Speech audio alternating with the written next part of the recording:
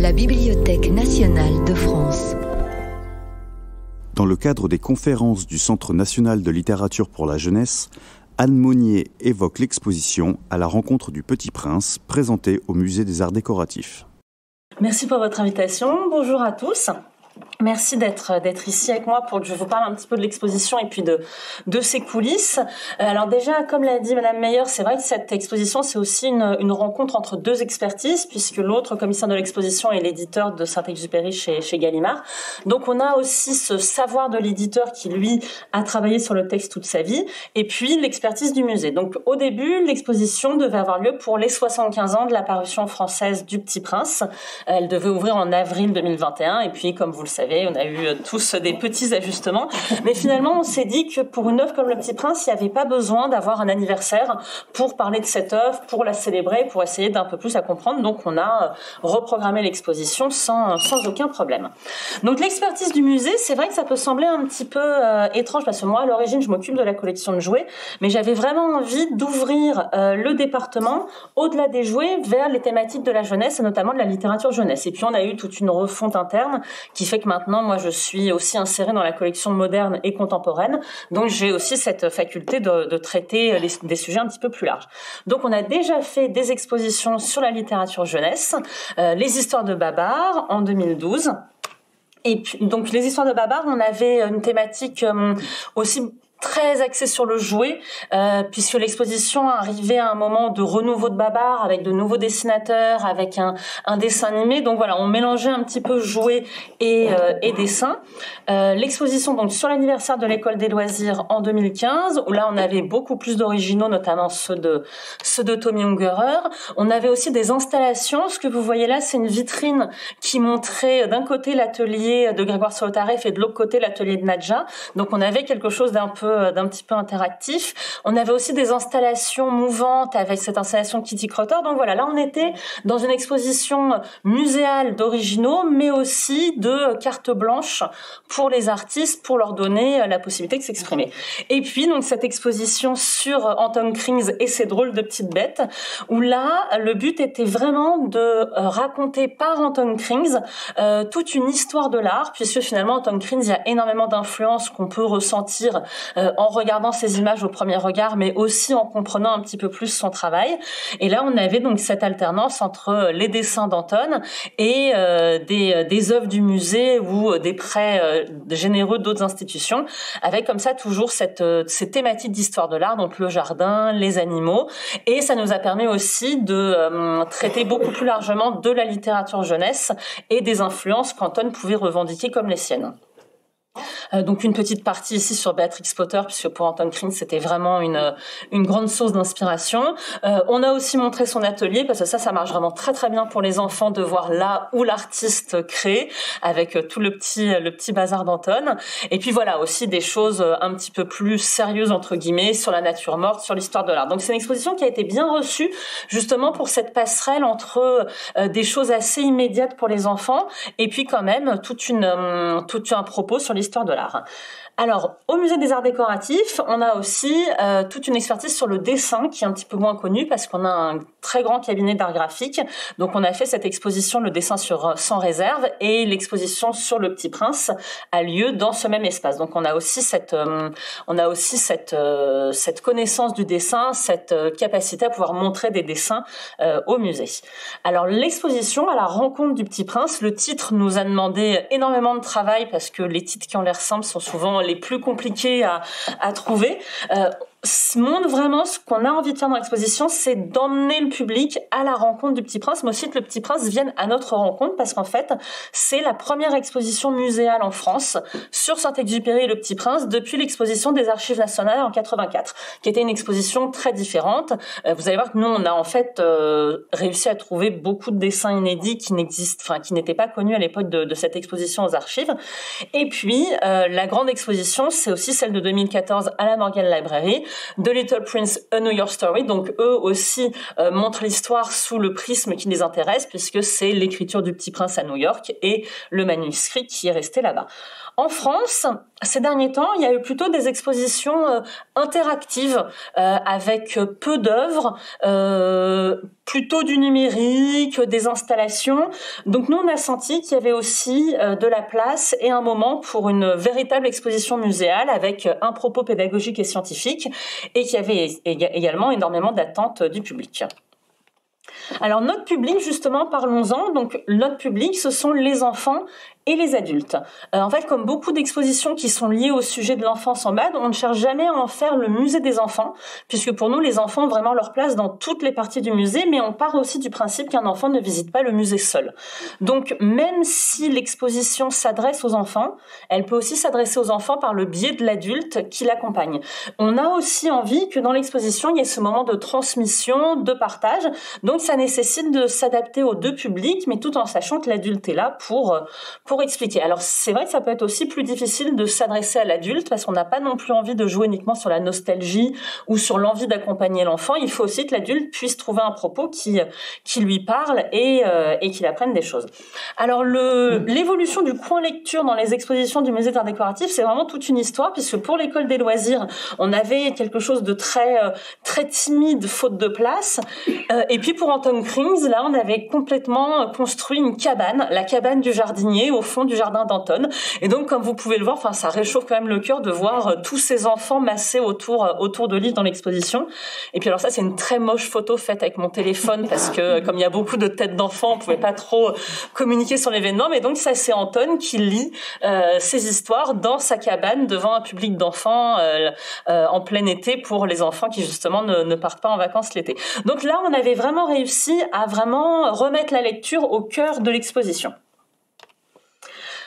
Alors pour le Petit Prince, c'est vrai que c'est un petit peu plus difficile parce que le thème est peut-être un petit peu moins porteur. Pour Anton Krings, on le voit tout de suite, les images sont très immédiates, il y a beaucoup de couleurs, ça attire énormément l'œil et les enfants. Là, ce que je vous montre, ce sont ce qu'on expose dans l'exposition à la rencontre du Petit Prince. Donc des manuscrits difficiles à déchiffrer parce que Saint-Exupéry écrit très mal, des aquarelles très délicates.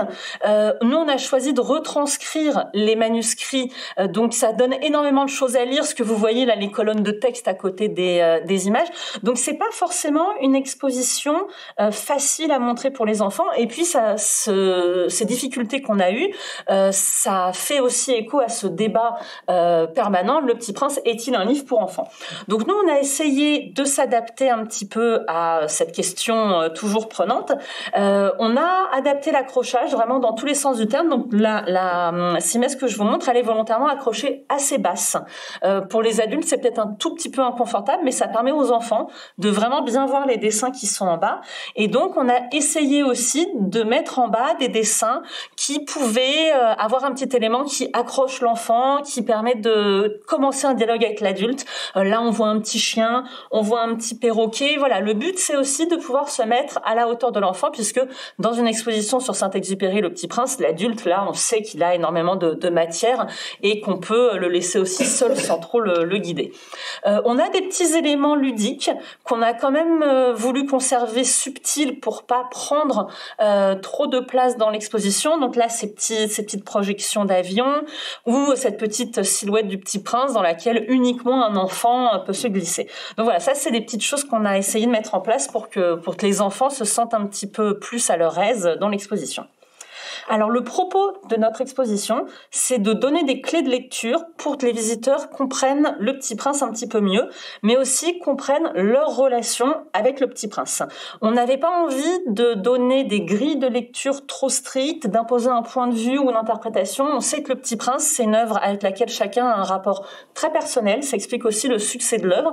Donc nous, on a voulu comme ça donner des petits points de repère, des petits liens aussi avec Saint-Exupéry pour qu'on comprenne mieux le Petit Prince et ce que nous, personnellement, on trouve dans la lecture du Petit Prince, sans imposer vraiment une interprétation.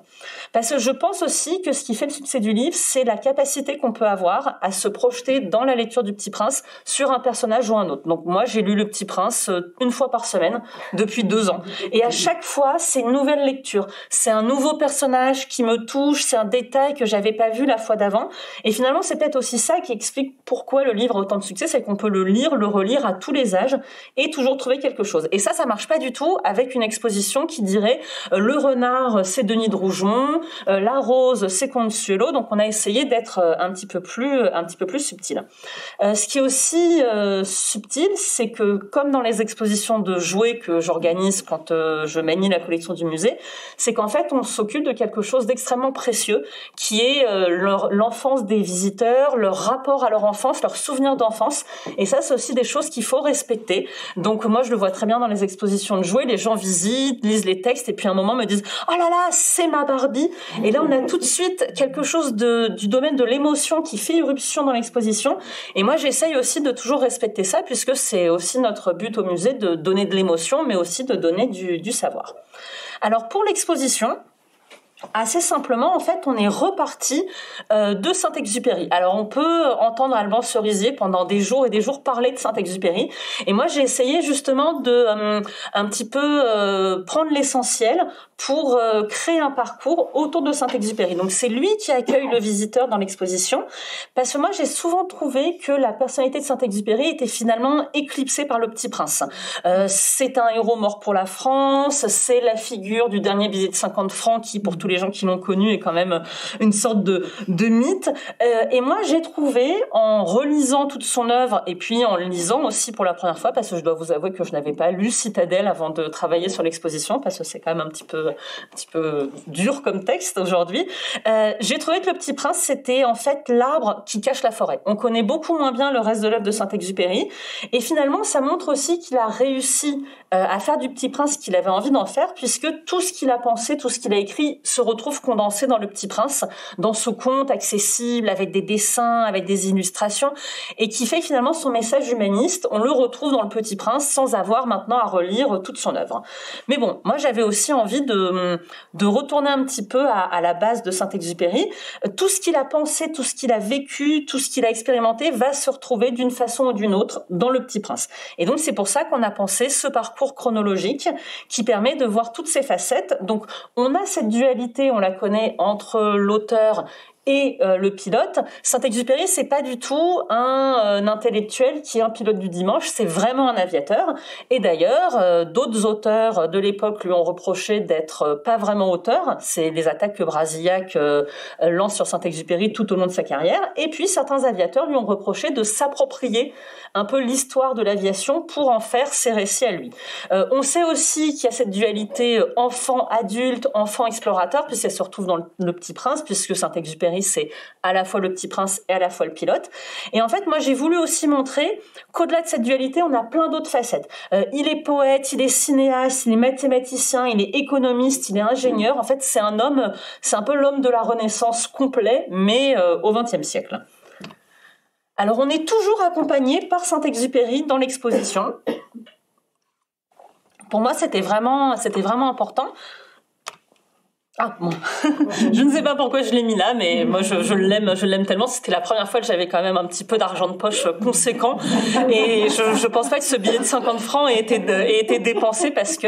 Et donc, petite anecdote, celui qui est dans l'exposition appartient à Olivier Gabé, le directeur du musée, qui un jour entrait dans mon bureau en me disant « Anne, je vous prête mon billet pour l'exposition ». Donc voilà, je l'ai pudiquement mis sous le cartel collection particulière, et Olivier a été très déçu, et je pense qu'on a changé le cartel. Donc si vous venez, vous regarderez, mais c'est donc celui du directeur du musée.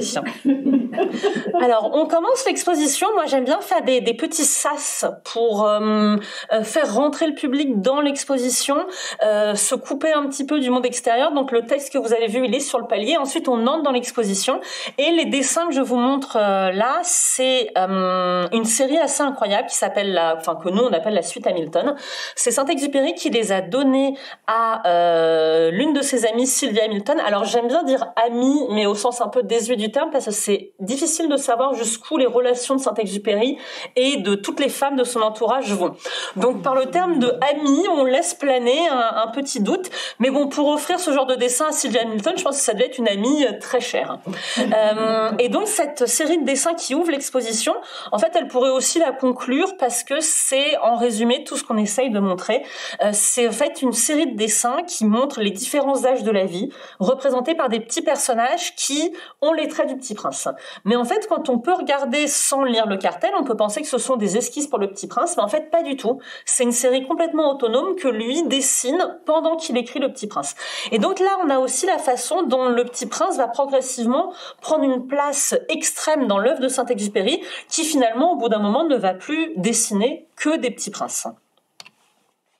Alors les parties de l'exposition, les titres sont des citations de Saint-Exupéry pour que comme ça ils puissent nous accompagner tout au long de l'exposition. Donc une première partie sur l'enfance, parce que l'enfance pour Saint-Exupéry c'est primordial, la sienne, celle des autres, c'est dans l'enfance qu'est en germe tout ce qu'on va faire de sa vie. Pour lui, c'est extrêmement... Oh, je suis désolée pour ce click to add text qui traîne. Tout ce que Saint-Exupéry fait plus tard se retrouve dans son enfance. Et là, on a pu faire avec Alban des très belles découvertes. Donc, ce que vous voyez, c'est une des versions du fameux dessin du boa mangeant le fauve. Et à côté, c'est une illustration qu'on a retrouvée dans les archives de Gallimard, qui a servi à illustrer les histoires naturelles de Charles Brognard. Donc, un livre assez connu à la fin du Xe siècle et au début du XXe siècle dans les familles bourgeoises et aristocratiques comme celle de Saint-Exupéry. Donc on n'a pas de preuve définitive, mais c'est quasiment certain que Saint-Exupéry a eu entre les mains enfant ce livre où il y a cette incroyable illustration d'un serpent mangeant un fauve. Donc on a essayé comme ça de retrouver les inspirations de Saint-Exupéry dans son enfance. On a fouillé également, on a trouvé une interview dans Harper's Bazaar dans les années 40 où il parle des livres qui ont bercé son enfance. Donc il y a les contes d'Andersen, il y a Jules Verne, mais pas forcément ceux auxquels on peut s'attendre. Lui, il aimait beaucoup les Indes noires.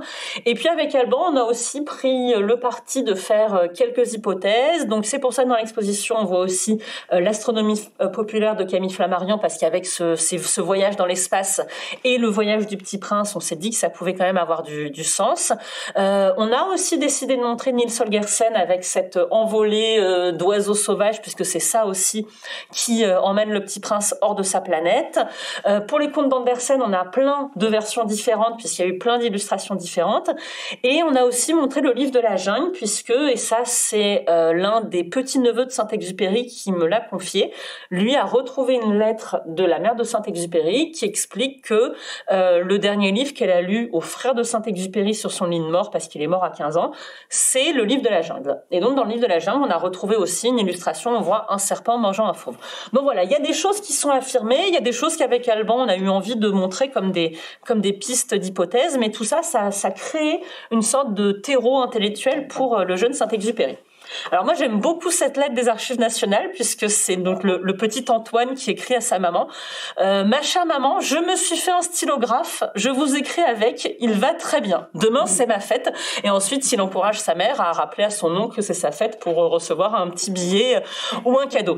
Et j'avais vraiment envie de montrer ce premier jet de l'enfant qui va devenir le grand écrivain qu'on connaît, parce qu'il y a aussi pas mal de choses dans cette lettre. Il s'est fabriqué un stylographe, et donc Saint-Exupéry, ça on le sait moins, mais c'est un grand inventeur. Il dépose plein de brevets sur des moteurs, sur des façons d'améliorer l'aviation, etc. Et là voilà, on a deux facettes de l'auteur en une, l'ingénieur qui s'est fait un stylographe, et puis le jeune écrivain qui va écrire. Alors pourquoi ces lettres pour enfants, elles sont importantes? Parce qu'elles peuvent paraître un petit peu anecdotiques. En fait, l'enfance de Saint-Exupéry n'est pas si idyllique que ça. Son père est mort quand il était très jeune. Et puis, dans une façon assez typique des grandes familles un peu désargentées de l'époque, tout le monde vit séparé. Saint-Exupéry et son frère sont dans des pensions. Les sœurs les plus âgées vivent chez la grand-tante à Lyon. Et puis, la mère vit avec la plus petite sœur et elle fait la navette entre toutes les villes où tout le monde vit. Donc, la pension où est Saint-Exupéry et son frère, Lyon, etc. Et en fait, ce qui va tenir la famille ensemble, c'est la lettre. Et Saint-Exupéry, lui, va énormément écrire à sa mère. Dans l'exposition, on mêle un petit peu les lettres qu'il écrit à 10 ans et les lettres qu'il écrit à 30 ans, puisque c'est toujours à peu près les mêmes. Ma chère maman, écrivez-moi, je pense à vous. Il lui dit à un moment, la lettre, c'est tout. Et en fait, quand on sait que c'est devenu un aviateur qui va transporter du courrier, qui a risqué sa vie pour le courrier, on l'a déjà ici, dans l'enfance, les lettres qu'il écrit à sa mère, ça montre l'importance de ce lien par l'écrit que lui va ensuite transmettre plus tard part dans son avion.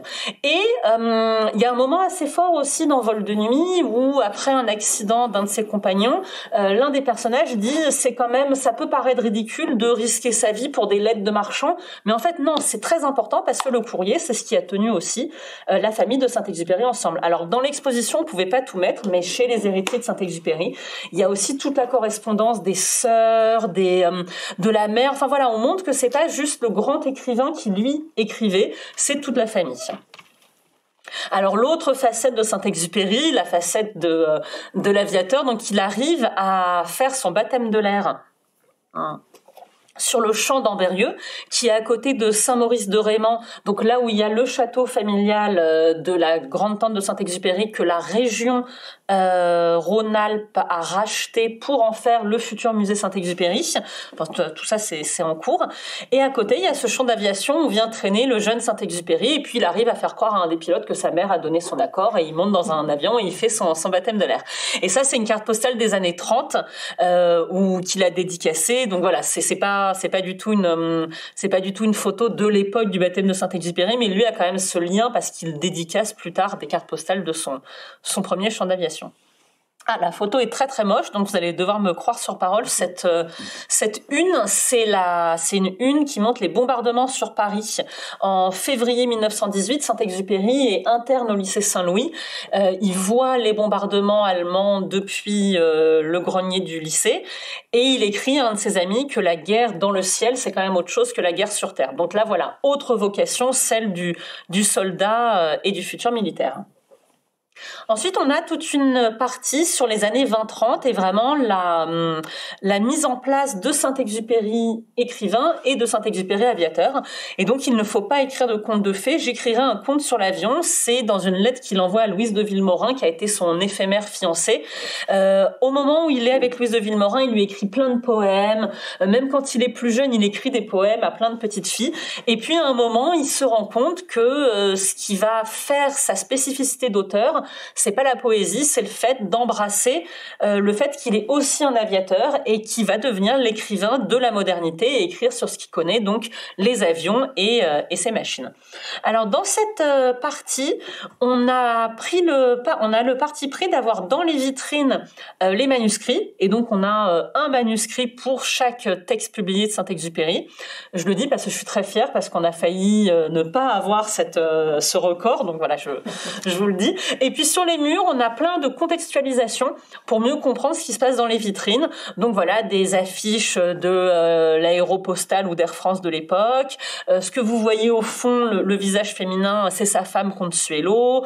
Des choses autour de son prix féminin pour Vol de nuit. Donc voilà, on a ce jeu entre les manuscrits en vitrine et puis la contextualisation au mur.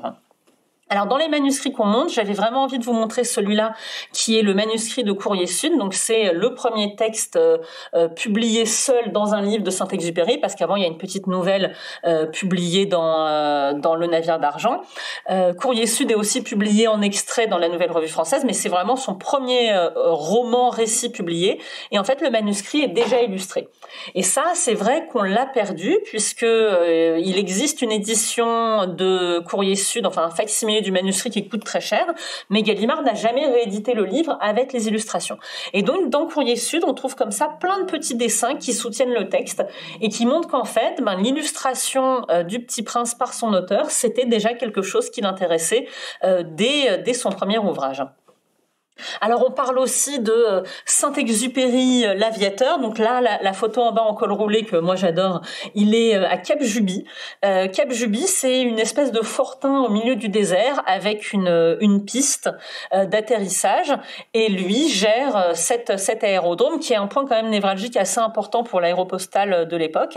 Et en haut, en fait, vous le voyez avec un équipage qui a été secourir des aviateurs uruguayens qui s'étaient abîmé dans le désert et qui avait été fait prisonnier par les tribus maures dissidentes. C'est un endroit qui est quand même assez chaud géopolitiquement parlant à l'époque.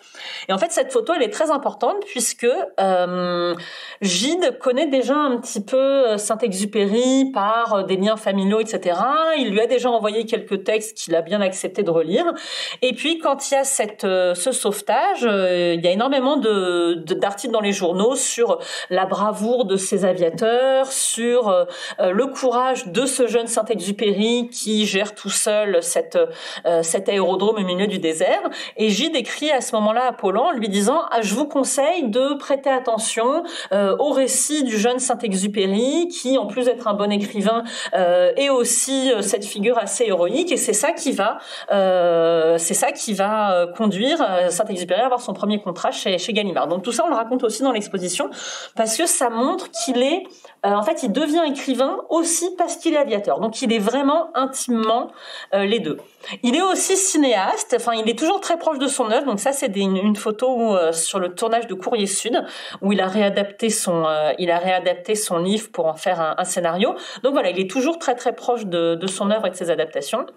Et alors, ça j'aime beaucoup. C'est vraiment mon petit caprice de l'exposition, c'est son dossier pour la Légion d'honneur. Et donc, on voit qu'il est fait chevalier parce qu'il est aviateur et qu'il est fait officier parce qu'il est homme de lettres. Et donc là, voilà, c'est vraiment la reconnaissance administrative du propos de l'exposition. Il est les deux à la fois. Alors, dans toutes ces aventures qu'il a dans les années 20-30, il y en a une qui est quand même plus importante que les autres, et c'est pour ça qu'on en a fait une partie de l'exposition.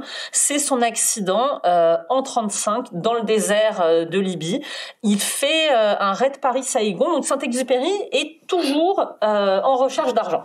On a vu une photo de lui cinéaste. En fait, il écrit des scénarios pour essayer d'avoir un petit peu plus d'argent, mais quand il écrit des scénarios, après il écrit des lettres pour dire qu'il a perdu du temps, il aurait dû travailler sur son roman. Donc il fait ses raids aériens pour battre des records de vitesse et puis gagner les prix qui sont proposés à la fin. Il est vraiment, voilà, il a un train de vie qui est très au-dessus de ses moyens. Consuelo, elle a un train de vie qui est très au-dessus de ses moyens. Et donc il se lance dans ces entreprises pour l'exploration, mais aussi pour peut-être gagner un petit peu d'argent. Ça finit généralement très très mal. Et donc en 35, il s'écrase dans le désert avec son mécanicien. Il décide au bout de quelques heures après avoir fini les dernières réserves d'eau et de vin blanc qui sont contenues dans la gourde que vous voyez au premier plan. Ce n'est pas la gourde de Saint-Exupéry, c'est la gourde du mécanicien, mais Saint-Exupéry a bu dans cette gourde. Donc le fétichisme est sauf. Et puis à côté, c'est un bout de l'aile d'avion. Donc voilà, là on est vraiment dans notre partie fétichisme. On n'a pas la gourde puisqu'elle est dans une exposition interactive à Bruxelles, mais on n'a pas la gourmette, on a la gourde. Donc Saint-Exupéry et Prévost, son mécanicien, décident d'aller vers l'Est parce que quand son ami Guillaumet s'est abîmé dans les Andes et qu'il a survécu, il est allé vers l'Est. Donc vraiment la vie tient à peu de choses. Au cours de ce voyage vers l'Est, Saint-Exupéry va avoir des hallucinations, il va rencontrer des petits renards du désert, il va voir plein de choses dans le désert et ils vont finalement être secourus par des bédouins qui vont leur verser du chocolat dans cette fameuse gourde et ensuite ils vont regagner le Caire et les photos que vous voyez au fond, c'est quand ils reviennent chercher l'avion. Ça, je l'explique aussi quand j'ai du public un peu plus jeune, parce que peut-être que les plus jeunes peuvent penser que Saint-Exupéry s'est pris en photo en selfie devant sa carcasse d'avion. Non, on n'était pas vraiment dans cet état d'esprit-là en 35. Donc, ils sont revenus chercher l'avion et là, ils ont pris pas mal de photos. Et tout au fond, le petit détail que vous voyez avec une écriture, en fait, Saint-Exupéry a écrit Mirage d'un bar et il a dessiné un bar pour rappeler ses hallucinations qu'il a vues. Cet épisode, il est primordial parce que c'est le chapitre central de Terre des Hommes, donc qui est le livre de Saint-Exupéry de la fin des années 30, qui développe toutes ces aventures des années 30, toutes ces explorations, tous ces exploits, mais aussi le message humaniste qui, en 39, paraît presque quasiment un peu désespéré et arrivé un peu trop tard. Et donc, ce chapitre-là, c'est vraiment le centre du livre qui est construit autour. Et c'est aussi, en fait, quand on fait un petit calcul, c'est aussi le point de départ du Petit Prince. J'ai ainsi vécu seule, sans personne avec qui parler véritablement, jusqu'à une panne dans le désert du Sahara il y a 6 ans. Et comme Saint-Exupéry commence à écrire le Petit Prince en 41, 42, on n'est pas complètement sûr que l'accident a lieu à cheval entre 35 et 36. On est vraiment dans cette chronologie-là, comme si Saint-Exupéry avait lui rencontré le Petit Prince dans le désert, tout comme le pilote du Petit Prince va rencontrer le Petit Prince. Donc ça, c'est vraiment un moment assez important et c'est pour ça qu'on l'a isolé comme une partie toute seule de la chronologie. Alors après, on a une partie plus du tout chronologique dont je vous parlerai plus tard. Un dessin va et l'autre ne ressemble plus sur le dessin. Vous voyez un magnifique manuscrit de la BNF en majesté au milieu de cette salle. On reprend le parcours chronologique sur la guerre de Saint-Exupéry en 40. Ainsi, je ne me désolidariserai pas d'une défaite qui souvent m'humiliera. Donc lui, en 40, il est aviateur, il est dans son avion, il a refusé les postes de propagande, il veut pas faire de discours pour exalter le moral des Français, lui il veut être dans son avion. Alors il a jamais non plus de rôle offensif, il est toujours dans la reconnaissance, c'est plus de la mission de renseignement. Saint-Exupéry, c'est pas quelqu'un qui mitraille depuis son avion, c'est vraiment toujours du renseignement et de la reconnaissance, mais il va quand même risquer sa vie. Il part à New York en décembre 1940 dans le même bateau que Renoir, et une fois arrivé à New York, il va raconter sa guerre dans Pilote de guerre, qui est un livre qui est censé aider les Américains à entrer en guerre. En fait, c'est ça que veut faire Saint-Exupéry, c'est convaincre le gouvernement américain d'entrer en guerre. Et comme Saint-Exupéry, il n'est jamais vraiment à l'heure, Pilote de guerre paraît après Pearl Harbor, donc n'a pas vraiment de poids sur la volonté des Américains d'entrer en guerre, mais c'est pareil pour le Petit Prince, il prend un petit peu de temps pour écrire ses livres. Alors Pilote de guerre, ce qui est intéressant, c'est que c'est un livre qui est illustré, mais qui n'est pas illustré par Saint-Exupéry, qui est illustré par Bernard Lamotte, son grand ami qu'il a rencontré, parce que Saint-Exupéry a fait un très court passage à l'école des Beaux-Arts dans sa jeunesse. Il a rencontré Bernard Lamotte, qui lui est installé aux États-Unis et qui va illustrer Pilote de guerre. Et Saint-Exupéry a été épaté parce que Bernard Lamotte est aux États-Unis depuis longtemps, mais rien qu'en écoutant le récit de Saint-Exupéry, il va dessiner exactement ce que Saint-Exupéry a en tête, exactement ses souvenirs. Donc il y a une vraie transmission de l'expérience par le récit de Saint-Exupéry. Et ce dessin, il est important parce qu'il est dédicacé à Jane Lawton, comme vous pouvez le voir en bas. Jane Lawton, c'est la dernière petite sensation mystérieuse dans le monde de Saint-Exupéry. C'est une jeune femme à qui il a écrit énormément de lettres. Quand il passe à New York, par exemple, s'il accompagne Guillaumet sur un vol transatlantique dans les années 30, il écrit à Jane Lawton pour la retrouver. Donc on ne sait pas vraiment encore très bien qui c'est. Dans l'exposition, il y a un synopsis d'adaptation du Petit Prince que Jane Lawton a fait passer à Walt Disney. Donc voilà, on ne sait pas encore très bien qui est cette femme, mais elle est suffisamment importante pour avoir ce genre de dédicace faite pour elle, et donc un dessin inédit de Bernard Lamotte dans son exemplaire de Pilote de guerre. Alors toujours autour de Bernard Lamotte, on montre dans l'exposition, et c'est un petit peu étonnant parce que c'est une exposition de livres, de dessins, de photographies, on montre une table assez massive, pas très bien travaillée, vraiment juste une table, qui est la table de l'atelier de Bernard Lamotte. Et tous les gens qui passaient dans l'atelier de Bernard Lamotte signaient, gravaient quelque chose, mettaient une pièce dans le bois de la table. Et Saint-Exupéry, lui, il grave un Petit Prince. Donc il est déjà accompagné par ce petit personnage au moment de son séjour new-yorkais. Il est habité par le Petit Prince. Moi, j'aime beaucoup cette photo de Saint-Exupéry au Rockefeller Center. Tout ça pour vous montrer qu'il est... en fait, quand on lit ses lettres, on a l'impression qu'il est très seul, qu'il est très isolé. Sa mission diplomatique se passe très très mal. Il n'a pas du tout l'influence qu'il aurait voulu avoir. Il est dans des disputes permanentes avec le reste de la diaspora française. Il y a une lettre très dure qu'il adresse à Breton dans l'exposition autour d'un malentendu, autour d'un déjeuner qui devient toute une tribune politique, mais il est quand même, il fréquente l'atelier de Bernard Lamotte, il a quand même une vie à New York, il faut pas non plus croire à 100% en cette détresse de l'exil. Dans cette partie, on parle aussi de Léon Werth, qui est donc le dédicataire du Petit Prince, et je dois vous avouer qu'avant de m'intéresser beaucoup plus au Petit Prince pour l'exposition, je m'étais jamais vraiment posé la question de qui était Léon Werth.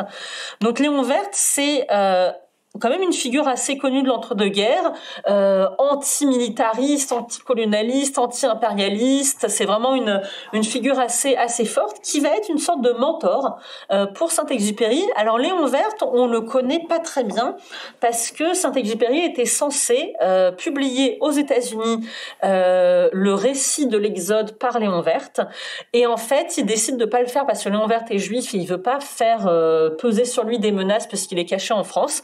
Et en fait, le manuscrit va être perdu. Il a été republié que récemment, à la fin des années 90, au début des années 2000. Ça s'appelle 33 jours et c'est le récit de l'Exode, et c'est vraiment un texte extrêmement fort. Mais c'est vrai qu'on a un petit peu perdu la figure de Léon Werth aujourd'hui, alors que pour Le Petit Prince, c'est absolument primordial. Donc pendant que Saint-Exupéry fait la guerre, en 39-40, il écrit à Léon Werth et il lui écrit ce genre de lettre avec plein de dessins. Et donc ce que vous voyez là, c'est une lettre de 40 et il y a déjà tous les éléments du Petit Prince en place. Donc on a un personnage qui ressemble quand même de façon extrêmement troublante au Petit Prince. Il est sur un avion sur un nuage qui figure un avion français. Il est poursuivi par un diablotin qui est sur un nuage qui figure tous les deux un aviateur allemand dans son avion. Et puis en dessous, on a une scène assez classique de la drôle de guerre française avec le village en flammes, donc vraiment ce que Saint-Exupéry voyait de son avion. Et puis on a un mouton, une rose, on a des arbres qui ressemblent quand même pas mal aussi au Baobab du Petit Prince. Au fond, on a un petit volcan, on a des étoiles partout.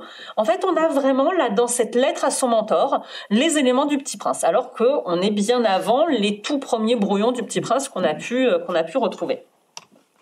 Alors, la dédicace à Léon Werth, c'est aussi toute une histoire parce que dans cette lettre, à la fin, enfin entre la première page et la deuxième page, Saint-Exupéry, qui a écrit à sa femme, dit Consuelo, sais-tu ce que je regrette le plus, c'est de ne pas vous avoir dédié Le Petit Prince. Donc parce qu'il y a toujours ce balancement entre dédier Le Petit Prince à son ami, son mentor ou à sa femme.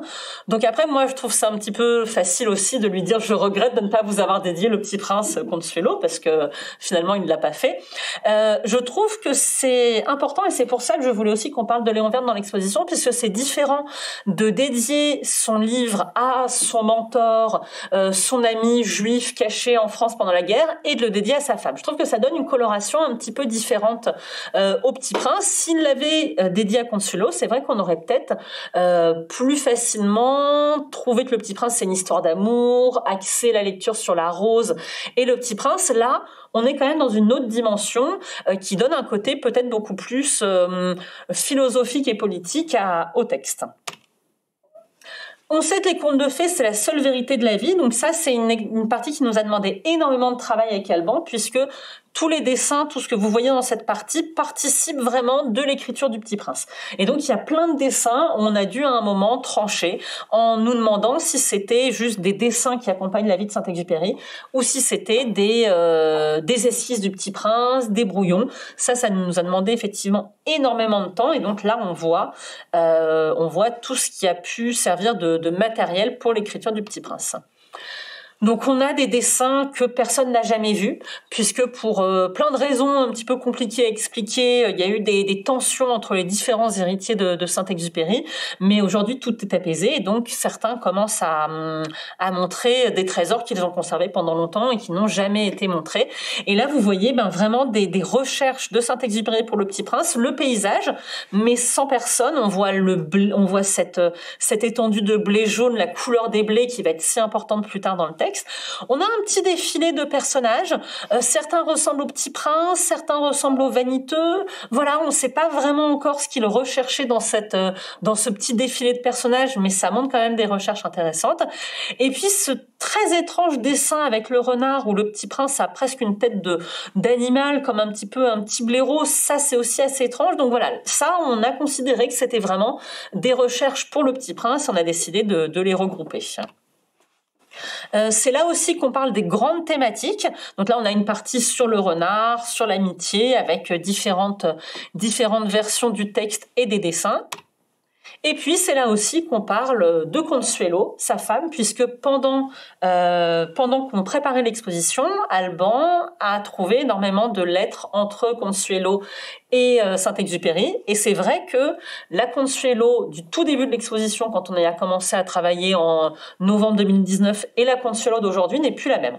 Donc on avait vraiment envie de redonner à Consuelo sa place dans l'exposition et dans l'écriture du Petit Prince, sans la surestimer, sans la sous-estimer, puisqu'il y a eu quand même énormément de controverses sur l'importance de Consuelo, où l'un des côtés des héritiers de Saint-Exupéry a décidé un petit peu de la passer sous silence, tandis que l'autre branche de la succession voulait au contraire faire de Consuelo la base de tout.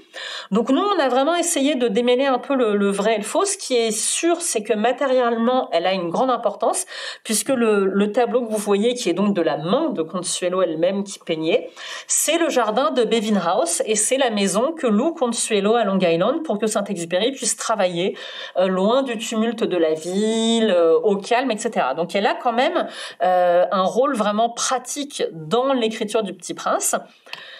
Et puis quand même, c'est vrai que sans vouloir non plus forcer l'interprétation sur la rose, parce que moi je trouve quand même que Saint-Exupéry, ayant été fiancé avec Louise de Villemorin, l'idée de cette femme qui est la rose, qu'il était trop jeune pour aimer, etc., moi j'aime quand même penser qu'il y a un tout petit peu de Louise de Villemorin dans la rose, mais lui, il écrit quand même à sa femme, Petit Consuelo chérie, la fleur avait pour truc de toujours mettre le Petit Prince dans son tort, c'est pour ça que le pauvre est parti.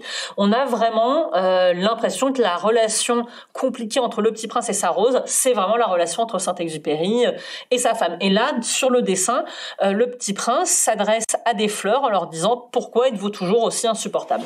Donc bon, on n'avait pas non plus envie de forcer cette lecture, mais il y a énormément... C'est peut-être pas forcément le fait que Consuelo est la rose, mais c'est que la relation sentimentale très compliquée et en même temps nécessaire entre le Petit Prince et la rose, ben c'est celle entre Saint-Exupéry et sa femme. Ça, c'est à peu près sûr. Et puis en fait finalement tout le parcours de l'exposition nous emmène vers le manuscrit, mais ça on en parlera un petit peu plus en détail un peu plus tard. Et après le manuscrit, on a fait une petite partie plus sur l'histoire éditoriale du Petit Prince. Donc là, ce que vous voyez, ce sont des...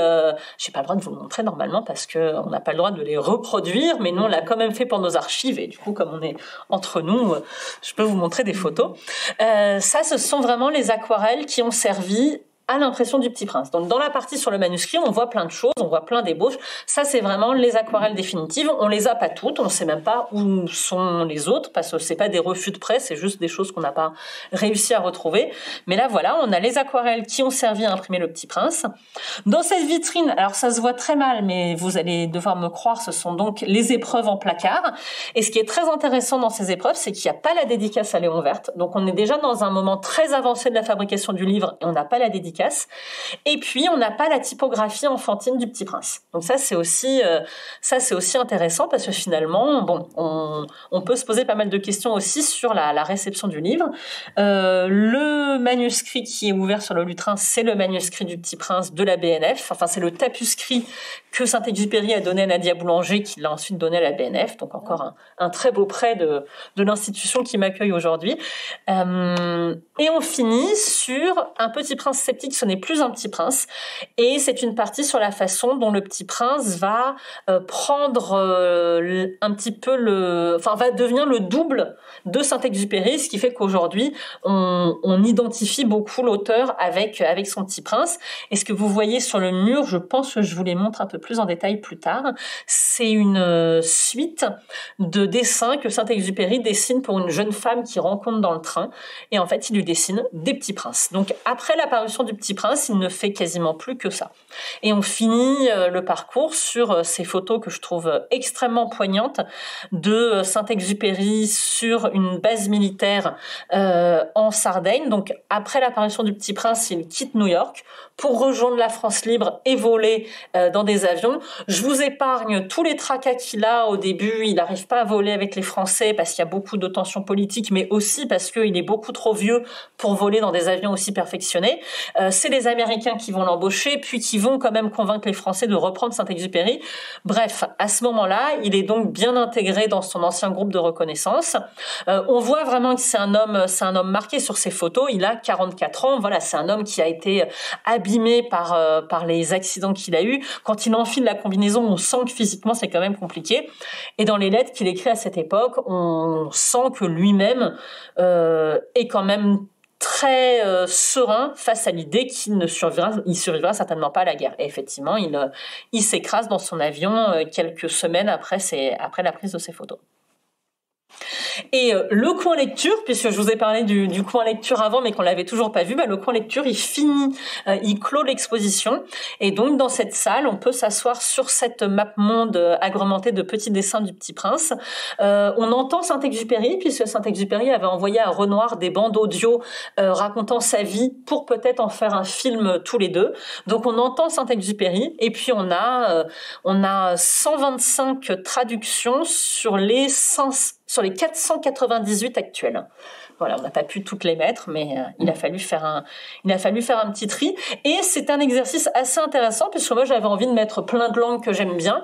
Et puis parfois je tombais sur des langues dont j'ignorais complètement l'existence. Et puis en fouillant un petit peu, en fait c'était une langue indienne parlée par 80 millions de personnes. Et donc comment faire le choix entre cette langue que je connaissais pas et le danois parlé quand même par beaucoup moins de monde. Donc il a fallu sortir un petit peu de son européanocentrisme, et c'était assez intéressant. Donc j'ai fait un choix aussi en fonction des couvertures, parce qu'il y a des pays qui se sont complètement détachés du droit d'auteur de Saint-Exupéry, qui ont redessiné les illustrations, donc ça donne un petit assemblage un petit peu drôle. Alors, on a parlé de toutes ces différentes facettes de l'exposition de Saint-Exupéry. Pour moi, vraiment, la découverte de mon travail de préparation de l'exposition, c'est qu'en fait, Saint-Exupéry, c'est un dessinateur. Dans cette exposition, il y a 650 œuvres, 400 sont des dessins. On peut facilement, en fait, penser, quand on lit Le Petit Prince, il y a cette mention avec les illustrations de l'auteur. Saint-Exupéry était très fier que le livre soit illustré par lui. On peut se dire, c'est un livre pour enfants. L'auteur l'a illustré. Ça peut paraître à peu près normal. Bon, à l'époque, c'était quand même assez étonnant qu'un auteur de livre pas pour enfants écrive un livre pour enfants, et encore plus étonnant qu'il l'illustre lui-même, mais ça peut se tenir. Et en fait, c'est pas du tout ça, c'est que le dessin pour Saint-Exupéry, c'est primordial dès l'enfance, c'est déjà un second langage. Et c'est pour ça qu'on a une partie de l'exposition qui est vraiment consacrée au dessin. Alors en fait, le dessin pour Saint-Exupéry, ça commence par sa mère, et ce que vous voyez dans la vitrine, c'est un carnet de dessins des enfants Saint-Exupéry, dont Saint-Exupéry a 4 frères et sœurs, corrigés par leur mère. C'est vraiment leur mère qui leur apprend à dessiner.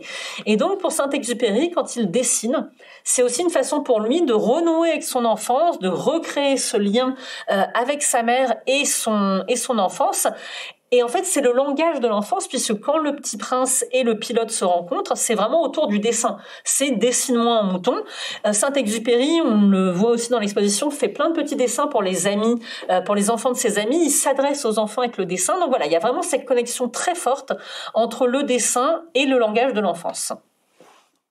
Quand il est enfant, quand il est adolescent, il fait déjà plein de petits dessins dans ses lettres. Donc ça, c'est assez drôle, parce que c'est une lettre dans laquelle il explique à sa mère qu'il est retourné au lycée et qu'il est un peu le cafard, et pourtant il dessine des petits bateaux dans des criques. Ça, c'est une lettre incroyable de 18-19 pendant la guerre.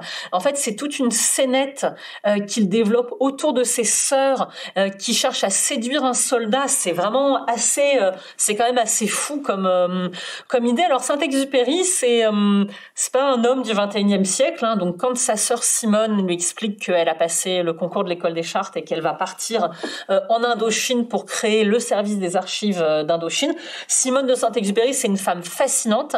Et Saint-Exupéry lui dit, c'est quand même dommage, tu pourrais te marier, avoir une famille.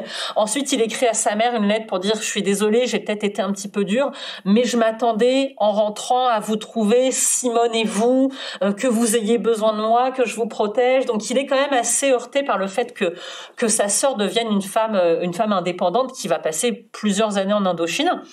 Et donc là, le destin qu'il imaginait pour sa sœur, c'était de se battre avec son autre sœur pour le cœur d'un soldat.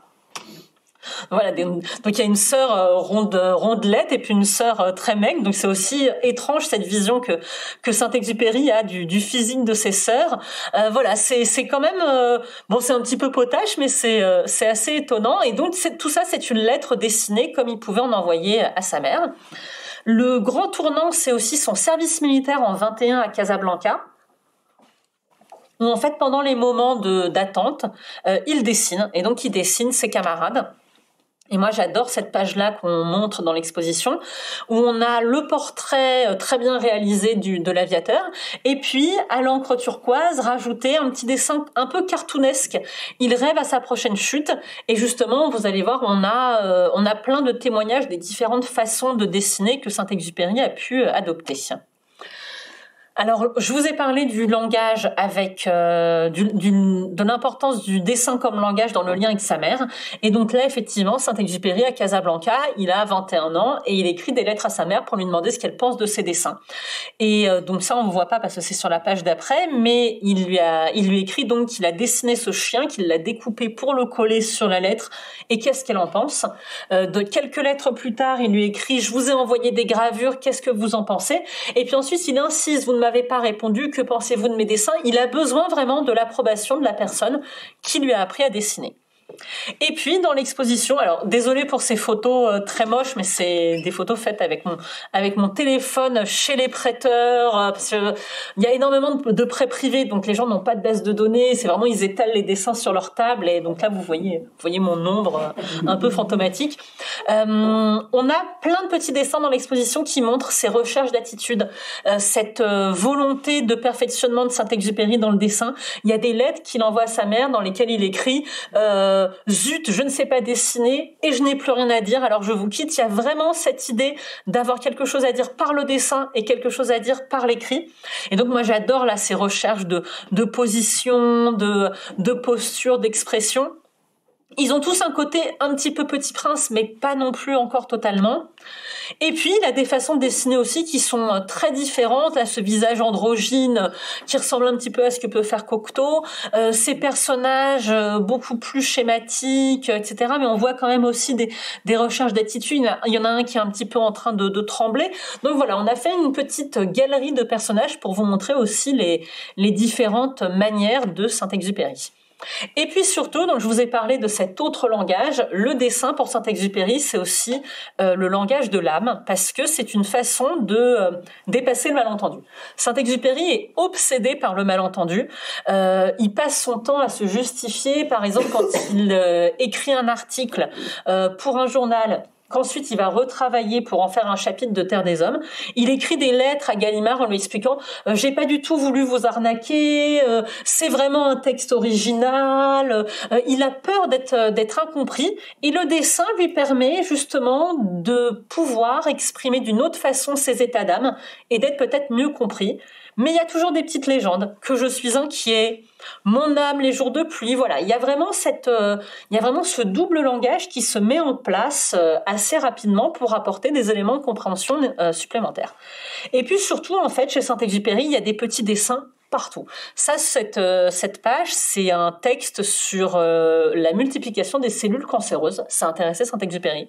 C'est quand même quelque chose de très sérieux, comme diraient les personnages du Petit Prince. Et on voit un petit personnage dans le coin. Donc voilà, il est toujours en train de dessiner partout, tout le temps. Et c'est ça aussi qu'on a voulu montrer dans l'exposition.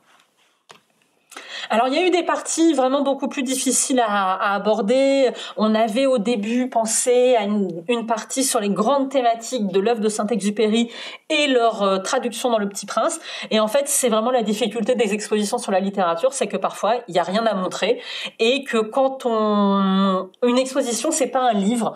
Donc, quand on se rend compte qu'il y a une partie qui n'est faite que de textes de salle, c'est qu'on a pris le mauvais chemin. Et donc, voilà, il y a des choses qu'on a supprimées parce qu'on avait plein d'exemples glanés au cours des lectures, dans tous les textes de Saint-Exupéry, pour faire vraiment des belles thématiques sur l'amitié, sur la responsabilité, sur l'amour. Et puis en fait, ça marchait pas du tout visuellement. Donc on a dû abandonner tout ça. Mais ce qu'on n'a jamais abandonné, c'est vraiment la nécessité du manuscrit. Parce que toute l'exposition, elle est construite en fait comme un parcours vers le manuscrit. Et quand on arrive au manuscrit, quand on arrive vraiment à la rencontre du Petit Prince, on a glané plein de petites clés de lecture dans la vie de Saint-Exupéry pour mieux comprendre ce qu'on a sous les yeux. Donc on a aussi cette délectation esthétique d'être devant une œuvre incroyable, parce que c'est le manuscrit du Petit Prince, mais on a aussi vraiment le côté pédagogique d'avoir des clés de lecture. Alors, ce qui est très pratique pour les gens de musée, c'est que Saint-Exupéry écrit sur des feuilles volantes. Et donc, au lieu d'avoir un manuscrit relié dont il faudrait peut-être tourner les pages tous les 2 mois, en fait, on a des feuilles encadrées et on peut montrer quand même une bonne partie de ce que Saint-Exupéry a pu écrire pour le Petit Prince. Alors, tout de suite, on s'est dit avec Alban que c'était impossible de faire cette exposition sans le manuscrit du Petit Prince, que c'est vraiment ce qui vient couronner toutes les recherches, tout ce qu'on a pu découvrir comme nouveaux dessins, comme nouveaux brouillons. Le manuscrit du Petit Prince, c'est quand même une œuvre assez intimidante, donc elle est conservée à la Morgan Library à New York, puisque Saint-Exupéry l'a donnée à Sylvia Hamilton, donc la femme aussi pour qui il a réalisé cette petite série qu'on a au début de l'exposition.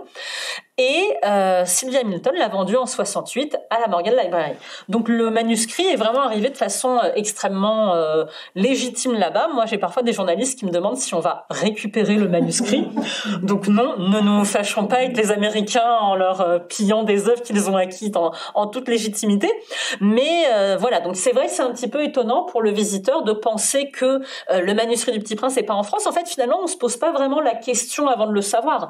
Parce que je pense qu'il y a plein de gens qui viennent voir l'exposition et qui se sont toujours dit que le manuscrit devait être à la BNF, puisque tout est à la BNF. Pour les Français, ça semble complètement logique. Et c'est vrai que c'est quand même vraiment un choc. Et quand on a fait de la presse et de la com autour de l'exposition, c'est vraiment ce qui a marqué tout le monde. Donc il y a eu toute une espèce de fétichisme autour du manuscrit, notamment autour du voyage du manuscrit. Et donc, il y a eu toute une opération de communication sur le voyage du manuscrit dans un avion Air France entre New York et Paris. Moi, j'ai eu le droit, parce qu'Air France a négocié avec l'aéroport, d'aller sur le tarmac pour accueillir l'avion, ce qui est des choses qu'on fait jamais. Nous, généralement, dans l'avion, il y a le conservateur new-yorkais et puis il retrouve la caisse à la sortie de l'aéroport. Nous, on le retrouve au musée. Mais là, tout est devenu complètement fou.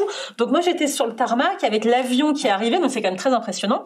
Et le pilote qui faisait coucou, parce qu'en fait, Air France a cherché un pilote qui pouvait s'exprimer dans les médias. Donc ils ont trouvé l'ancien secrétaire du syndicat des pilotes d'Air France, qui en fait est devenu pilote parce qu'il aimait Saint-Exupéry. Et donc lui, il a fait le vol avec son exemplaire du Petit Prince dans le cockpit. Et donc voilà, au bout d'un moment, pour vous la faire courte, tout le monde pleurait dans l'avion parce que le Petit Prince était arrivé. Le conservateur new-yorkais était un petit peu ok, lui-même a compris l'ampleur de l'affaire en arrivant, je pense. Donc lui a été interviewé par toutes les télés françaises, c'était très drôle. Mais voilà, c'est quand même pour vous montrer aussi moi j'avais jamais rencontrer une œuvre autour de laquelle autant d'émotions se faisaient aussi facilement. Donc ça a vraiment été quand même un cadeau inestimable de la Morgan Library de nous faire ce prêt. Après, donc, Philippe Palmer, le conservateur, m'a expliqué que lui avait regardé dans les archives et qu'il n'y avait pas eu beaucoup de demandes de prêt pour cette œuvre. Il n'y avait pas eu beaucoup de refus, parce qu'en fait, il n'y a jamais eu non plus de grands projets muséals sur Saint-Exupéry, et eux ont tout de suite compris notre projet et ont compris aussi la légitimité de nous prêter le manuscrit. Alors, je pense aussi que pendant longtemps, comme il y a eu pas mal de crispations autour de la succession de Saint-Exupéry, je pense que la Morgan avait peut-être aussi un petit peu peur d'envoyer le manuscrit en France et que les questions comme celles que me posent les journalistes se fassent peut-être de façon un peu moins anecdotique et que tout soit très compliqué. Là, au moins, tout est pacifié et on peut aussi sans problème faire venir ce genre d'œuvre. Bon, alors les New-Yorkais sont durs en affaires, donc on a 30 pages du manuscrit qui en fait 142 plus 30 dessins. Donc nous, on a des pages du manuscrit, on a des pages du dessin. J'aurais bien aimé en avoir un peu plus. Après, c'est aussi un prêt qui a été négocié pendant le Covid, où les musées américains fonctionnent pas du tout de la même façon que les musées français. Donc il y a eu énormément de licenciements, il y avait moins de régisseurs. La Morgan Library a préféré nous prêter moins d'œuvres et être sûr de pouvoir assurer le prêt, plutôt qu'avoir un prêt trop important et puis que tout ça, en fait, soit empêché par des problèmes de manque de régie, etc. Enfin, moi, je dois vous avouer que jusqu'au moment où l'avion est arrivé sur le tarmac, j'étais quand même vraiment pas très très sereine. Et puis bien sûr, le conservatoire new-yorkais a eu le Covid en France. Enfin voilà, on a vraiment coché toutes les cases de l'exposition 2020-2022. C'était assez intéressant. Moi, je voulais aussi qu'on ait le manuscrit qui vient de New York parce que, en fait, ça donne aussi une lumière très nouvelle à l'œuvre de savoir qu'elle a été écrite à New York par un homme qui se considère en exil de son pays, qui a quitté son pays pour avoir un rôle politique et pour encourager un autre pays à entrer en guerre. C'est vrai, si on imagine que Le Petit Prince a été écrit dans le jardin du château de Saint-Maurice de Raymond, c'est pas du tout le même livre que de savoir qu'il a été écrit dans cet état d'esprit-là par un homme qui se sentait quand même inutile, laissé de côté, alors que c'était un soldat et un explorateur, un homme d'action. Donc on avait vraiment envie de faire cette salle-là. Comme on n'a pas non plus toutes les œuvres de la Morgan qu'on voulait, on a avec Alban décidé de ne pas organiser cette partie par collection. Les œuvres de la Morgan, les œuvres de telle institution, mais on a décidé de recréer le fil de lecture de l'œuvre. Alors on n'a pas tout, mais on avance en fait de façon chronologique dans le livre. Donc vous voyez, on a le début du conte. Ah, ça, cette photo, elle est mignonne parce que c'est Saint-Exupéry qui serait en train d'écrire Le Petit Prince sur le canapé de Sylvia Hamilton. Et donc après, il y a... En fait, le problème aussi du Petit Prince, c'est que Saint-Exupéry est mort sans s'être exprimé sur son œuvre. Lui n'a pas connu non plus le succès incroyable du Petit Prince. Donc en fait, il y a beaucoup de gens qui ensuite ont raconté plein d'histoires pour un petit peu mettre leur rôle à eux en avant. Et c'est difficile de démêler le vrai du faux, mais ça donne une mythologie assez amusante. Et donc peut-être que cette petite poupée blonde sur le canapé de Sylvia Hamilton, elle aurait pu inspirer Le Petit Prince qui est blond. Voilà, donc il y a plein de petites histoires comme ça. Toujours est-il que quand même, ce qu'on sait, c'est que Le Petit Prince, à l'origine, c'est quand même un livre pour enfants. Donc les personnes que vous voyez là, c'est Eugène et Elisabeth Raynal. Donc Eugène Raynal, c'est l'éditeur américain de Saint-Exupéry avec Curtis Hitchcock. Saint-Exupéry, c'est un homme qui est très connu aux États-Unis dès les années 30. Il fait partie de ces pionniers de l'aviation, il est sur les vols transatlantiques, etc. Même s'il conduit pas forcément, s'il pilote pas forcément, il est là. Il s'exprime à la radio aux États-Unis. Voilà, c'est un homme quand même qui a une vraie stature. Terre des Hommes est publié en anglais très rapidement. Donc voilà, c'est quand même un homme qui arrive auréolé d'une gloire d'écrivain et d'aviateur. Et donc ses éditeurs l'accompagnent, lui trouvent un logement. Enfin voilà, c'est un homme qui est quand même assez important et qu'on essaye de choyer. Et en fait, ils vont le voir dessiner un peu partout, comme d'habitude, sur des nappes au restaurant, sur des brouillons, etc.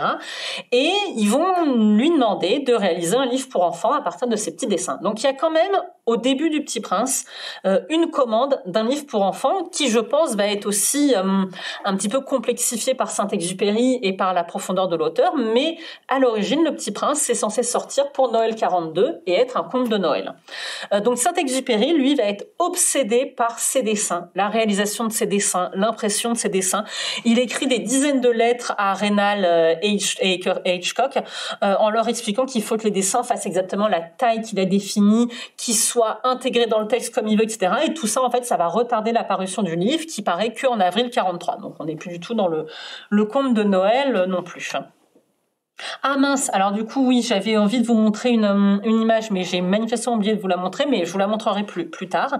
C'est qu'en fait à cette époque-là, Saint-Exupéry écrit Citadelle, donc qui est un conte philosophique, une sorte de mille et une nuits philosophique, beaucoup centré autour de la responsabilité, qui est aujourd'hui quand même assez difficile à lire par rapport aux autres textes de Saint-Exupéry, mais aussi parce que lui pensait l'écrire pendant 15 ans, le retravailler, il voyait ça un peu comme son testament littéraire. donc il n'a pas réussi à le finir, et c'est pendant qu'il écrit Citadelle qu'on lui propose d'écrire Le Petit Prince.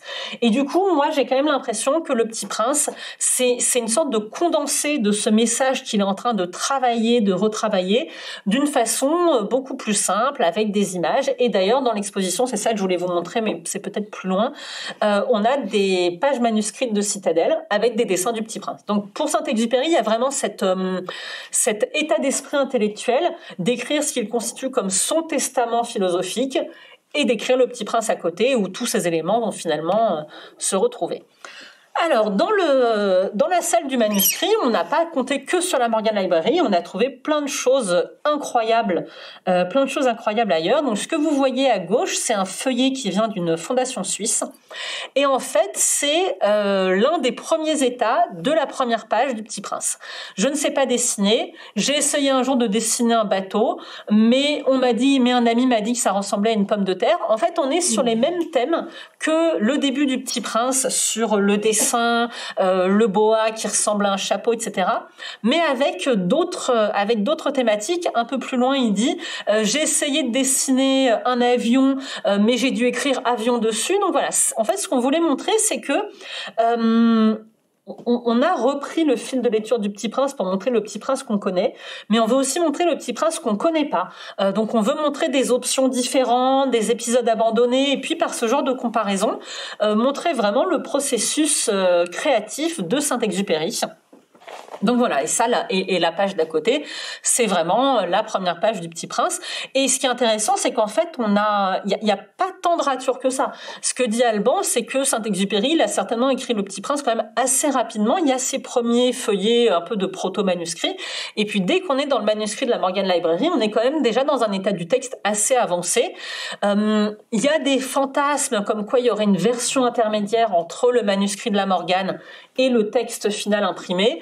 Mais voilà, personne ne sait très bien où pourrait être ce manuscrit. Alban, lui, pense qu'il y a quand même très peu de chances que ces fantasmes soient vrais. Alors, on vous montre aussi des choses qui ne se retrouvent pas dans le manuscrit parce que il y a des brouillons du pilote. Donc, il a, ce peloton sur lui-même dans le désert pour avoir un peu plus chaud. Et puis, là, du pilote qui est en train de réparer son avion et qui voit le Petit Prince venir à lui. Et en fait, dans le livre final, on ne voit jamais le pilote, que ce soit le pilote ou sa main. Saint-Exupéry a décidé de gommer toute représentation du pilote, peut-être pour qu'on puisse plus facilement s'identifier au personnage qui rencontre le Petit Prince. En plus, voilà, on a même 2 versions de cette rencontre. Et ça, c'est un épisode qui, dans le livre final, se retrouve de façon complètement différente et se retrouve par le fameux « S'il vous plaît, dessine-moi un mouton ». Alors, est-ce que Ah oui, voilà, il y a un bout de souris que vous pouvez voir. Et alors, ça, c'est intéressant parce qu'on a vraiment voulu vous montrer aussi comment Saint-Exupéry travaille. Alors, il y a eu pas mal de presse sur le manuscrit qui s'attache aux taches de café, aux traces de cigarettes. Voilà, donc là en bas, il y a une petite trace de café. Mais c'est vrai que finalement, ça a l'air anecdotique, mais on a l'impression d'être au-dessus de Saint-Exupéry quand il travaille. Et là, donc ça, c'est cette fameuse phrase « Dessine-moi un mouton ». Et en fait, le « s'il vous plaît », il est rajouté au-dessus. Donc, on voit vraiment la façon dont Saint-Exupéry va travailler les phrases les plus importantes de son livre, les moments les plus marquants. Donc ça, on avait voulu choisir ces pages-là dans le quota limité de pages de la Morgane. Donc après, on a le Petit Prince sur sa planète. Et tout ça, voilà, c'est des dessins un petit peu différents qui montrent les thématiques qu'on connaît bien. Le Petit Prince sur sa planète avec ses baobabs, la toilette de la planète. Mais aussi des épisodes un peu inédits. Et là, c'est un charmant dessin où on voit le Petit Prince faire le ménage de sa planète. Et en fait, quand il lance les débris par-dessus sa planète, ça devient des étoiles filantes. Donc ça, c'est super poétique. C'est un peu dommage que Saint-Exupéry l'ait pas gardé. On a les visites. Et pour les visites, on a des choses assez incroyables parce que notamment, on a l'évolution du roi. Donc là, vous voyez le roi qui ressemble quand même encore beaucoup à une sorte de mélange avec le vaniteux. C'est pas du tout le roi qu'on connaît. À côté, on a un roi qui ressemble à aucun autre, mais il est déjà inséré dans le texte comme il le sera à la fin. Et puis ça, c'est le roi du musée Air France, qui est quasiment celui qu'on connaît, sauf que celui qu'on connaît, il a un pan de manteau d'hermine beaucoup plus long, presque un peu plus ridicule. Alors avec Philippe Palmer, le conservateur de la Morgane, au bout de 20 constats d'état, c'est vrai qu'il y a plein de barrières qui se brisent, et puis lui devait être complètement jet-lagué. Et donc on a commencé à délirer sur les étoiles, on a commencé à compter le nombre d'étoiles sur le manteau d'hermine pour savoir si ça avait un lien avec les États-Unis. Ça n'en a pas. Mais voilà, lui était un petit peu, me dit, mais pourquoi toutes ces étoiles? Donc, on s'est posé énormément de questions pendant les constats d'état. On a une partie sur le Petit Prince sur la Terre. Et là, justement, ce sont des dessins qui sont très proches des dessins du livre, mais pas complètement. Dans le livre, on a un peu moins d'eau, on a un peu plus de cactus. Voilà, on est vraiment dans presque le Petit Prince qu'on connaît, mais pas complètement le Petit Prince qu'on connaît. Puis il y a ce dessin incroyable qui, normalement, tout ce qui a ce tampon-là, je n'ai pas le droit de vous le montrer. On n'avait pas le droit de le prendre en photo. Ça, c'est assez incroyable parce que quand le Petit Prince parle de cette planète toute pointue, toute salée, il aurait pu garder ce dessin splendide, mais il l'a pas gardé. Aussi dans l'exposition, il y a un dessin, ça se voit pas du tout sur les photos, mais ça se voit en vrai, qui est complètement plié comme s'il avait été froissé, jeté à la poubelle. Est-ce que c'est Consuelo qui l'a jeté après une dispute? Est-ce que c'est Saint-Exupéry qui en était pas satisfait et qui allait le rechercher après dans la poubelle? On sait pas du tout. Mais voilà, il y a vraiment toute cette histoire de l'œuvre. L'enseignement du renard, où là, on a vraiment voulu avec Alban prendre les pages qui montrent le travail sur le dialogue avec le renard, parce que donc toutes ces phrases mythiques, l'essentiel est invisible avec les yeux, tout ça n'arrive pas du premier jet. Il y a un petit peu de travail. On voit d'ailleurs sur la page, sur cette page manuscrite, qu'il y a des passages qui sont encadrés. C'est ceux que Saint-Exupéry va vouloir conserver. Et puis à côté, voilà, scénographiquement, ce qui est peut-être parfois un peu compliqué, mais qui me semblait essentiel parce que sinon on est juste devant des pattes de mouche, c'est de retranscrire pour qu'on puisse vraiment lire le texte de Saint-Exupéry. Et puis la dernière partie du livre sur la disparition. Donc voilà, ce dessin du Petit Prince pleurant au pied d'un arbre. Et puis ce très joli dessin crayonné avec le Petit Prince qui tombe après avoir été mordu par le serpent, qui est déjà quand même assez travaillé. Donc voilà, on avait envie de retracer un petit peu cette progression dans le livre avec les feuillets du manuscrit. Et puis toujours pour vous montrer encore plus le processus de création de Saint-Exupéry, on a des choses assez inédites. Donc on a par exemple cette planète des métiers. À côté, il y a un feuillet manuscrit où Saint-Exupéry a listé des métiers qu'il a trouvés jolis ou stupides. Donc il y a l'allumeur de réverbère, il y a le chasseur de papillons, il y a le banquier, etc. Et puis là, sur cette page, on voit le fameux allumeur de réverbère. On voit aussi le danseur ou le gymnaste. Là, ce personnage qui court dans ce petit espace circulaire clos, on ne sait pas très bien qui c'est. Ce serait peut-être aussi une sorte de danseur. Donc voilà, là, il y a un personnage conservé, deux personnages qui, eux, n'ont pas eu le bonheur de rester dans le livre. Le chasseur de papillons, que moi j'adore, mais qui est en fait un personnage qui est déjà presque trop proche du Petit Prince pour être conservé, puisqu'il a une fleur, il prend soin de sa planète. Ici, on a des personnages aussi qu'on a du mal à identifier. Ce personnage tout seul en costume sur sa planète. Là, on a un personnage qui est habillé de façon beaucoup trop sophistiquée pour être le buveur, mais il est quand même devant une table avec un petit verre. Donc, est-ce que ce serait le propriétaire? Ça peut pas être le businessman parce qu'il est trop il est oisif, il travaille pas, mais on sait que Saint-Exupéry avait pensé au propriétaire. Donc, est-ce que ces deux personnages pourraient être des versions du propriétaire? On sait pas vraiment très bien. Ah, voilà, le chasseur de papillons. Alors, le chasseur de papillons, c'est génial parce qu'il a déjà des mécanismes que le Petit Prince va utiliser. Donc là, c'est la protection de la fleur, mais c'est beaucoup plus sophistiqué que le paravent du Petit Prince. Il est déjà un peu ingénieur, le chasseur de papillons. On voit les chenilles, parce qu'il faut en garder quelques-unes des chenilles pour que les fleurs puissent avoir le bonheur de voir les papillons. Donc voilà, peut-être que le chasseur de papillons, que Saint-Exupéry a déjà en tête depuis le début, il est trop proche du Petit Prince et c'est pour ça qu'il n'a pas été gardé. Alors lui, il a des fleurs quand même assez banales. Il n'a pas une belle rose comme le Petit Prince. Et puis il y a des choses qu'on a réussi à faire, dont on est très fiers avec Alban, c'est que cette page manuscrite, elle est connue, elle est à la Morgan Library. C'est en fait la rencontre avec l'inventeur de machines à faire des tremblements de terre. Le Petit Prince rencontre cet inventeur qui veut lui vendre une machine à tremblement de terre. Lui, il en veut pas parce qu'il aime pas les tremblements de terre. Et l'inventeur lui dit lis ce livre de publicité. Il y a plein de très jolis slogans et à la fin, tu voudras m'acheter une machine à tremblement de terre. Et le dessin, il est dans une collection particulière et c'est la première fois depuis en fait 1943 parce que Saint-Exupéry a donné le manuscrit à Sylvia Hamilton et a laissé les dessins chez lui à New York, donc c'est sa femme qui les a récupérés.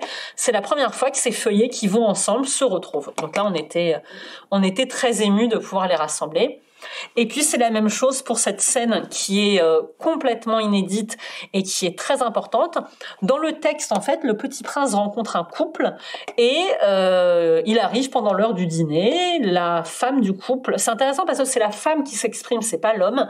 La femme du couple lui dit mais on débarque pas chez les gens à l'heure du dîner. Le Petit Prince dit mais moi j'aurais volontiers dîné avec vous. Et elle lui dit non, on s'invite pas comme ça chez les gens. Et c'est intéressant parce que finalement le Petit Prince, il voyage à travers les planètes, il rencontre énormément de gens. Il est très critique, mais lui, il est quand même souvent plutôt bien accueilli. Généralement, soit les personnages sont un petit peu excédés ou indifférents, comme le businessman qui est en train de compter ses étoiles, soit il est plutôt bien accueilli par le géographe ou par les personnages qu'il rencontre sur Terre qui vont lui parler. Là, c'est vraiment la première fois qu'on a un rejet frontal du Petit Prince et de sa morale par ce couple qui est à table. Et puis on a ce dessin extrêmement détaillé du couple à table avec son vaisselier. Ils ont une plante qui a l'air d'être un petit peu morte aussi, donc quand on sait le soin que le Petit Prince lui apporte à sa rose, c'est un petit peu étonnant. Je sais pas pourquoi ce passage n'a pas été conservé, peut-être parce que c'était justement pas assez bienveillant, un peu trop fort ce rejet du Petit Prince, mais pareil, c'est des feuillets qui se retrouvent pour la première fois depuis 43 alors qu'ils vont vraiment ensemble.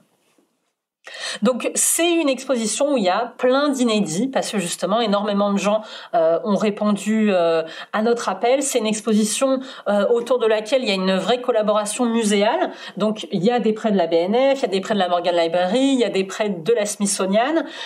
Pour les Suisses, on a des prêts de la Fondation Bodmer, mais on a aussi des prêts de la médiathèque d'Issoudun, du musée Charles VII de Mehun-sur-Yèvre, donc des musées quand même beaucoup moins connus parce que il y a énormément de choses sur Saint-Exupéry un petit peu partout. Tout le monde a répondu à l'appel. On a des institutions privées, donc des grosses collections suisses qui se sont constituées en fondation. On a les archives de Gallimard. On a la succession Saint-Exupéry d'Aguet, donc ça c'est les neveux de Saint-Exupéry. Et puis on a énormément de prêteurs privés parce que Saint-Exupéry donnait des dessins à des amis qui les ont conservés. Et donc on a des gens qui sont arrivés avec le dessin de Saint-Exupéry qu'ils ont reçu de leur grand-oncle au musée.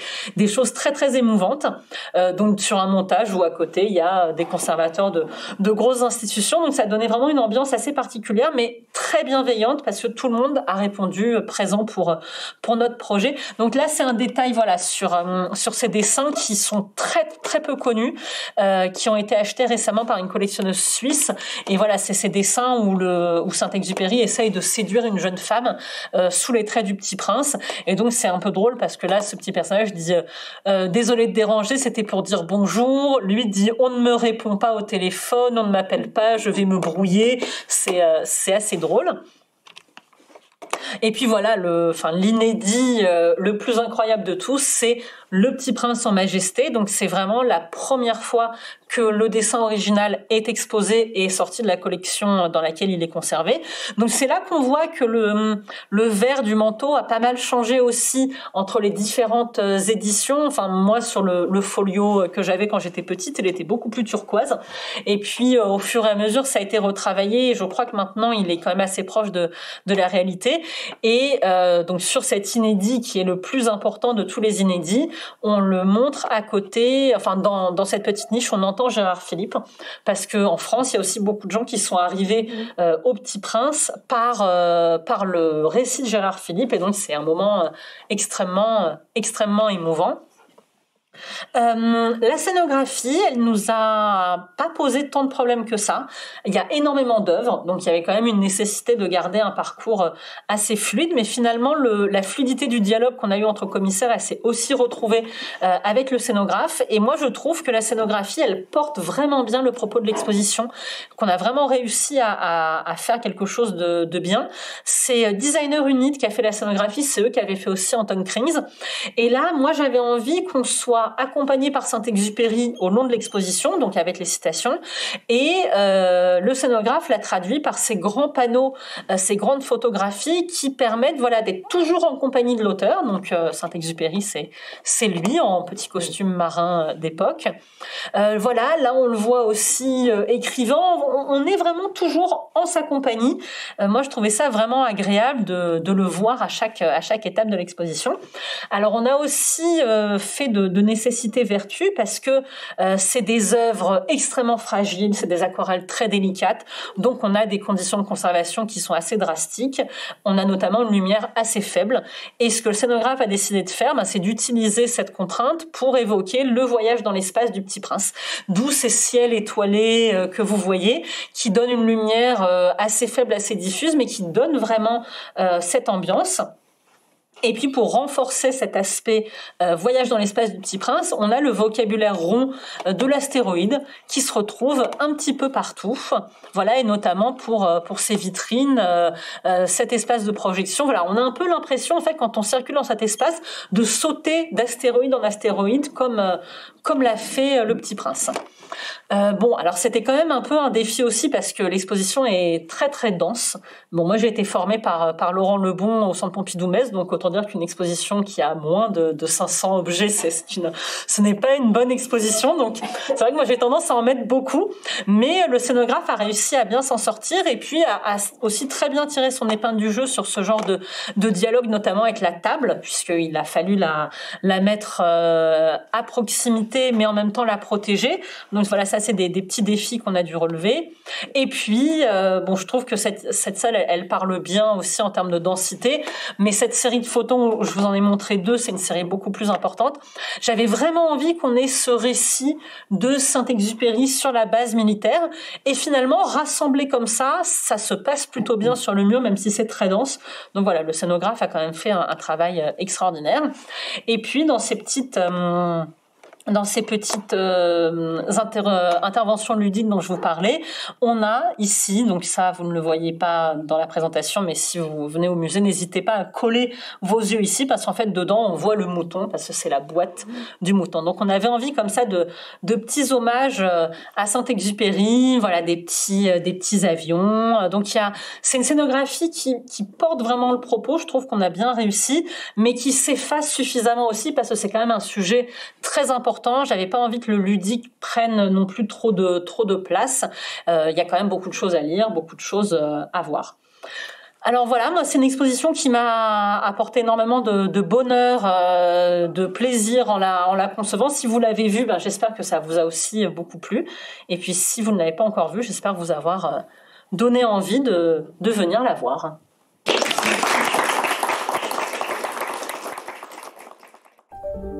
Vous venez d'écouter un podcast de la Bibliothèque nationale de France.